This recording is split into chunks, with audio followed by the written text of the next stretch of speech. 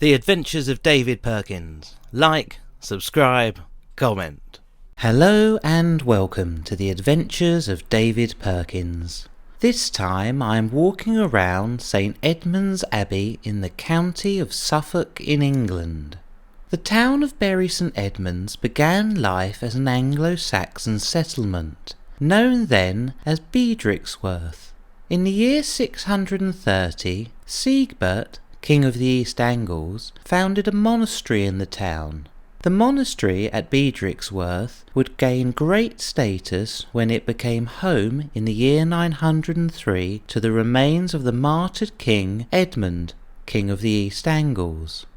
The Benedictine Abbey itself was built in the year 1020 during the reign of King Canute, King of the North Sea Empire, to replace the existing monastery that stood on the site. During the reign of King Edward the Confessor in the second half of the 11th century, the abbey's privileges were substantially enlarged, and by the turn of the century, the town, then known as Bury St Edmunds, ranked fourth amongst the abbeys of England in both wealth and political importance. The acquisition of such a notable relic as the body of St Edmund made the abbey a place of pilgrimage as well as the recipient of numerous royal grants. The town grew in population, and by the 12th century the town is estimated to have had a population of around 4,000 people. It was quite common during this period for people to go on pilgrimages, and the shrine at St Edmunds did much to bolster the town's prestige.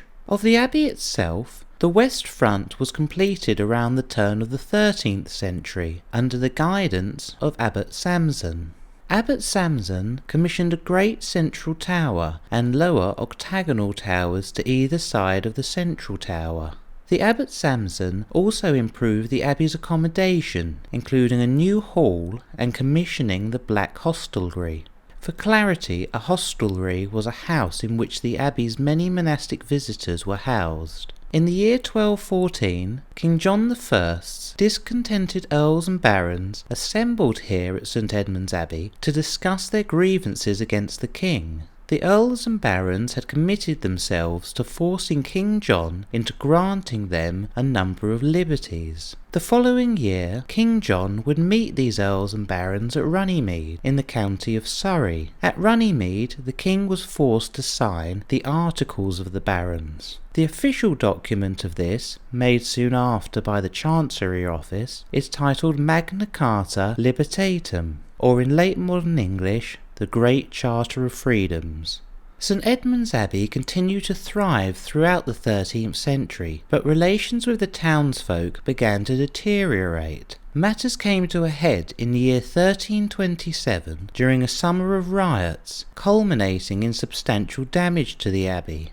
Despite these setbacks, St Edmunds Abbey remained politically important throughout the 15th century. In the year 1433, King Henry VI of England called in at Christmas. The king enjoyed the surroundings of the abbey so much that he stayed on for a further 4 months. Disaster struck the abbey when it caught on fire in the year 1465. But fortunately, St Edmund's relics were saved. A little over 100 years later, and St Edmund's relics were not so fortunate, when they were destroyed during the suppression of the monasteries in 1539 on the orders of King Henry VIII of England.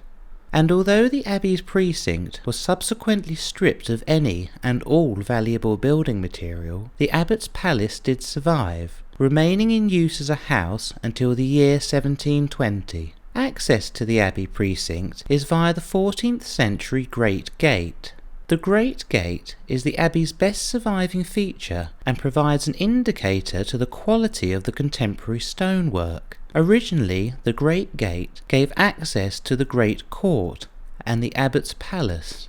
The precinct wall survives well in places and still crosses the River Lark over the Abbot's Bridge. Enough remains of the abbey church to suggest that it was an impressive structure. At over 150 metres long, the church was one of only a few of its date to be built on such a large scale in England. Construction began at the east end of the church, around the high altar and the shrine of St Edmund. Below the shrine was the crypt. The bases of its supporting piers and the lower courses of its walls remain. Conspicuous among the standing remains are the piers of the crossing tower, the north wall, and the centre window of the north transept. The chapter house, north of the north transept, contains the graves of 6 of the abbey's abbots. The monks themselves were buried to the east of the church.